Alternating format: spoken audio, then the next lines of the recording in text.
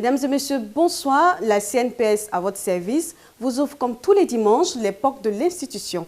Aujourd'hui, c'est vous qui faites l'émission. Posez vos questions, vos préoccupations et les réponses vous seront données par un spécialiste de la sécurité sociale. Pour répondre à vos questions, nous recevons aujourd'hui M. Kwadio Christian. Il est le directeur de l'agence du Plateau. Bonsoir M. Kwadio. Bonsoir madame.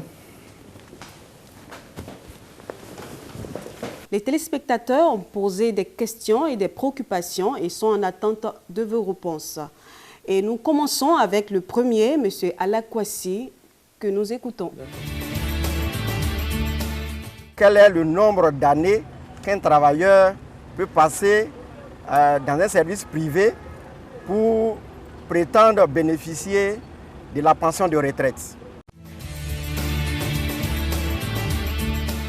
Je dirais à M.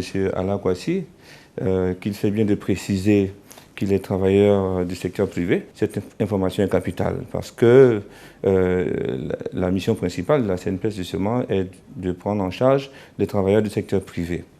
Et donc, pour avoir droit à la pension de retraite, il y a la condition de durée de cotisation, d'accord, que M. Ala assimile bien à celle de la durée d'activité.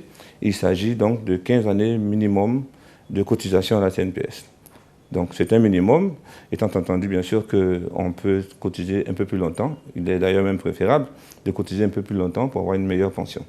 Cette condition n'est pas la seule malheureusement, puisque à elle seule, elle ne suffit pas pour donner droit à la pension de retraite.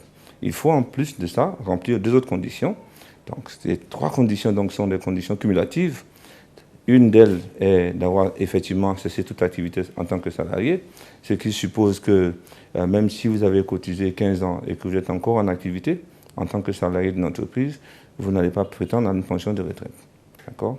Et bien que vous ayez eu 15 années d'activité et que vous ayez cessé toute activité, donc il y a la troisième qui est la condition d'âge. Le Code de prévoyance sociale donc, indique ces trois conditions. Il faut avoir 60 ans, il faut avoir cessé toute activité salariée et il faut avoir cotisé au moins 15 ans. Donc les trois conditions sont à réunir de façon cumulative, si bien que dès lors qu'une seule des conditions fait défaut, eh bien, on ne peut pas avoir droit à la pension de retraite. À la suite de votre réponse, on a amené à se poser une autre question, celle de savoir quel est le traitement qui est réservé aux travailleurs qui ont eu moins de 15 ans d'exercice. Bien entendu, puisque nous parlons de pension de retraite, lorsque vous avez en dessous de moins de 15 ans d'activité soumise à cotisation, vous n'avez pas droit, en principe, à la pension de retraite.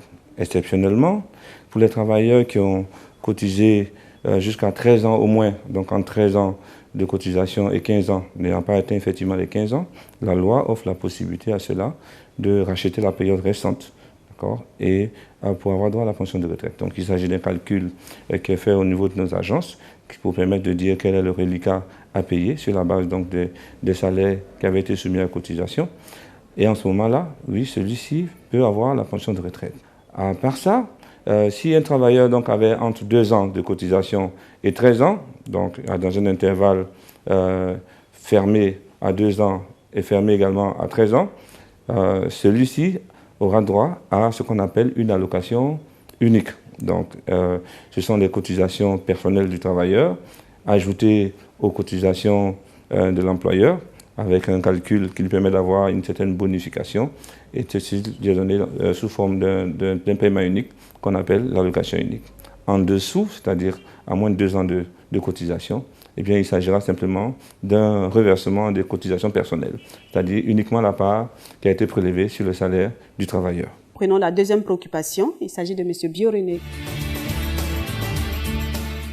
La Caisse nationale de prévoyance sociale, CNPS, je voulais savoir véritablement quelles sont ses prestations par rapport à ceux qui vont à la retraite, par rapport à ceux qui sont en service, c'est-à-dire les travailleurs. Les retraités et les travailleurs en exercice ont-ils les mêmes droits? La mission donc, de la CNPS étant d'accompagner. Pendant qu'il est en activité, il y a un certain nombre de prestations qui lui sont offertes. et pendant qu'il est à la retraite, il y en a d'autres. Alors, pour exemple, quand il est en activité, la CNPS va le protéger dans son milieu professionnel, lui permettre d'éviter d'avoir un accident de travail. Donc, notre activité de prévention des risques professionnels se met en œuvre à ce niveau-là, à travers donc tous les conseils, la mise en place des comités d'hygiène et de sécurité au travail au sein des entreprises, par les conseils qui leur sont prodigués donc, par nos experts en la matière. Et malgré tout, comme le risque zéro n'existe pas, si c'est un accident de travail, la CNPS a pour mission la prise en charge de ce travailleur accidenté, et quel que soit d'ailleurs le degré de gravité. Sa mission étant donc de lui restituer sa santé et de le remettre à la disposition de son employeur. Et un autre volet concerne les maladies professionnelles. Vous savez bien qu'on passe le plus clair de nos temps dans les enceintes de nos entreprises. Nous sommes quelquefois, d'ailleurs très souvent pour certaines entreprises qui travaillent avec les produits chimiques, exposés au risque de maladies professionnelles. Et donc ce risque aussi est couvert par la CNPS. Il y a des prestations qui sont spécifiques aux travailleurs qui sont en activité, notamment les allocations familiales. Donc l'accompagnement de la famille du travailleur est une activité de la CNPS et elle est faite essentiellement lorsque le travailleur est en activité et cesse lorsque le travailleur n'est plus en activité. Lorsque le travailleur maintenant a cessé toute activité et qu'il est parti à la retraite, nous l'accompagnons encore en lui donnant ce revenu de remplacement que nous appelons pension de retraite parce que nous avons décidé d'être son partenaire pour la vie. Nous poursuivons avec la troisième question, celle de Mme Kwasi. Un agent qui quitte le privé pour la fonction publique, quelles sont les prestations que lui offre la CNPS lors de sa retraite? La question de Mme Kwasi est relative aux travailleurs qui étaient sous les deux régimes, ceux qui ont travaillé dans le public et qui terminent dans le privé ou vice-versa.